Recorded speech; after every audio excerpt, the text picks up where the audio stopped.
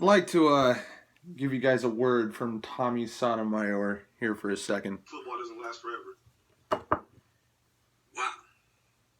This was very sad to hear and hard to listen to. As Michael Rose-Ivy stood there and told the world that because he decided not to stand up for the national anthem, he was told he needs to die. And that he needs to be hung or shot. Like some of the people whom they were kneeling for had happened. Now these are some deep accusations. We don't know if people heard it or not because no one else has come forward. But we're going to take the young man at his word. We're going to say this. If you were saying something like this to a teen or early age young man, you need your priorities changed. I'm not going to say you need to have something physically happen to you. Although if something did, I wouldn't be upset. Because once you start saying something needs to physically happen to someone else because they disagree with you, then, well, karma's a bitch. Anyway, let's get back to Michael. Michael, I have a problem with you, Muhammad, and the other brothers who decided to not stand up for the national anthem. And not because you didn't stand up for the national anthem, but because you didn't stand up for other black players. You ask, what do I mean? Well, you black players love to go around and say you're not going to stand up for the flag and try to force white people to accept the BS that you're doing, even though you're spitting in the face of them and their ancestors. You really are. And you're spitting in the face of your own. But any kind of protest, I understand it. You shouldn't die for it. But here's where you black athletes went wrong. See, there's this thing called the bowl games, national championship games. You guys all could have set out for those. You could have set out for those games because you felt like racism was bad. You could have felt like you were being treated bad on campus, but you didn't. For years, many of you guys go right back into those same racist locker rooms and play on those same racist fields and never do anything, but you wanted to sit down on one knee for some black people you don't know. Well, you know all of the people who play with you currently, and you know some people that are going to come behind you.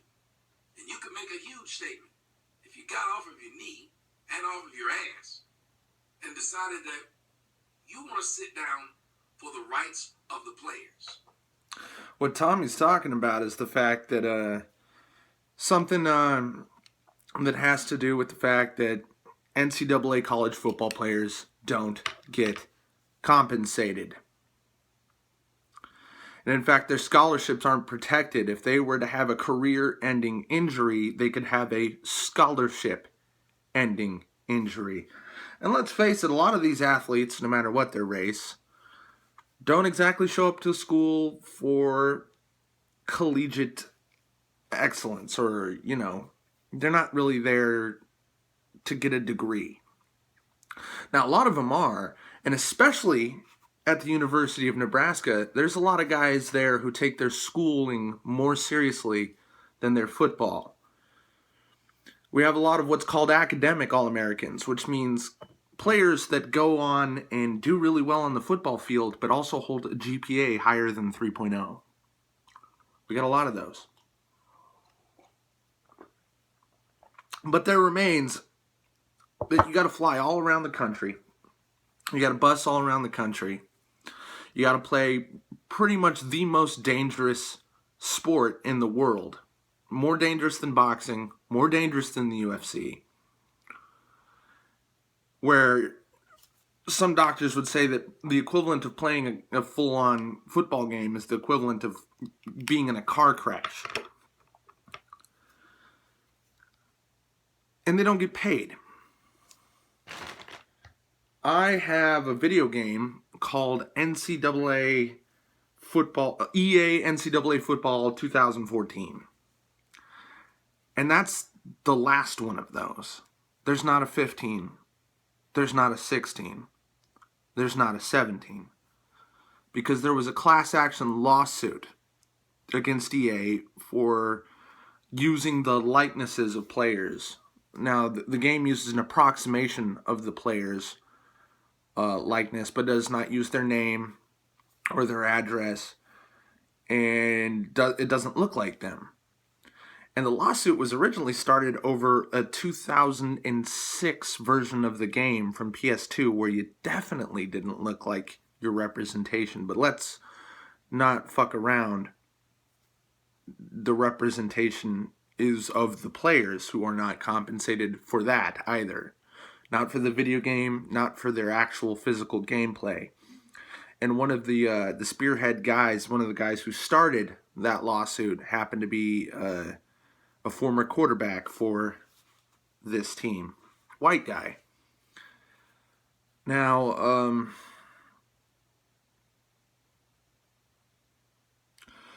I believe Michael Rose-Ivy that he said he experienced racism because he's going to school in Nebraska. And Nebraska is not the most cosmopolitan place, not the most racially integrated place.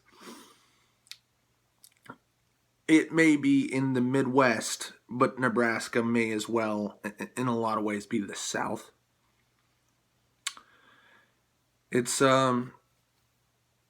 certainly not like where I grew up in Colorado, where there was more racial integration and more culture of people being cool and way less of that Southern culture that, even though there was something of a hick culture, it itself was isolated out of the major cities for the most part.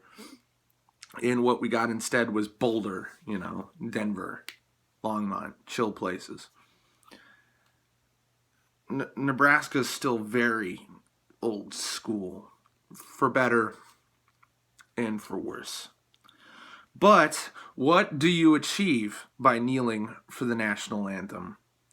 To protest from just that little blurb, it's a little bit less Black Lives Matter-ish shit and more just, hey, racism is bad.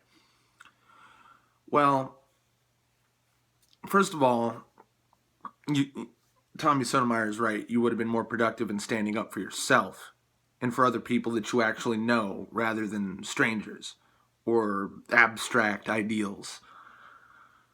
But also there is, who are you blaming? The country? Why? The country's not a person, okay? Are you blaming the government? Are you blaming the citizenry?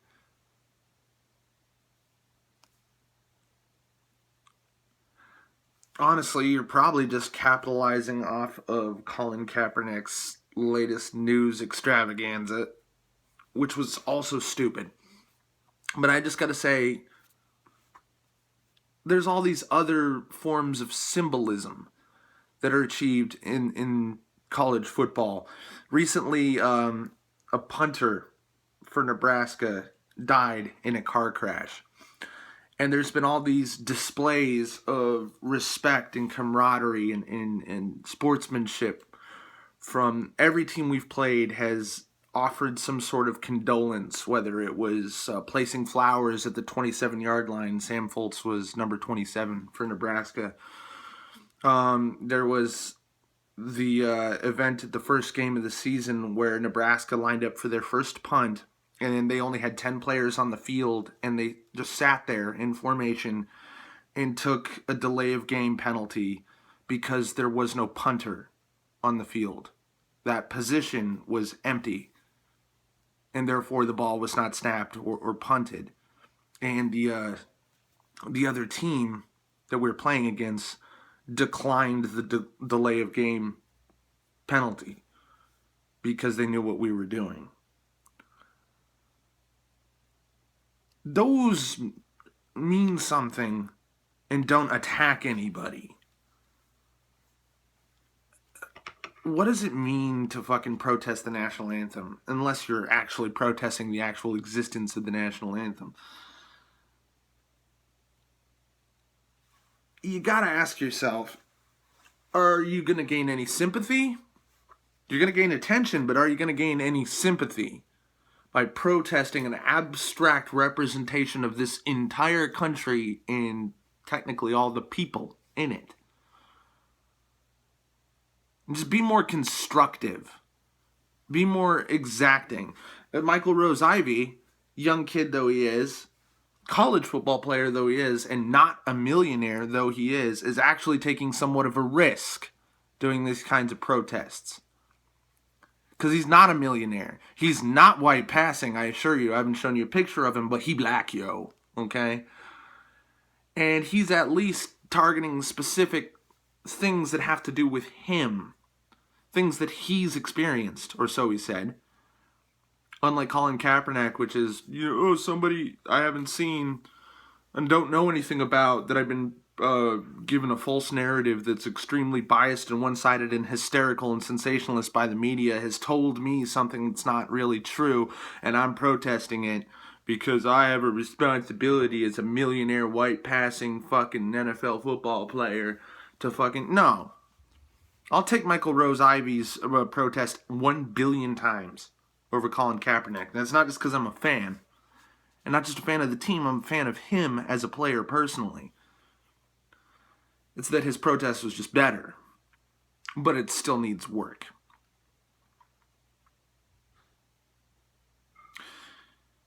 And I gotta admit that, yeah, there's a little bit of blindness there. That what he should be protesting is how he's getting taken advantage of by the system that he's using to protest. He's being taken advantage of by the very school, the very conference, the very collegiate football, National Football Association, the National Collegiate, what the fuck is, I forget what the NCAA even stands for, but I think it's the National Collegiate Athletic Administration or something like that. You should protest them, because they're the ones that are fucking you. I mean, you already took away my college football game. You already took away my college basketball game. Honestly, it's a multi-billion-dollar organization. And you don't see a dime of it. Think about that.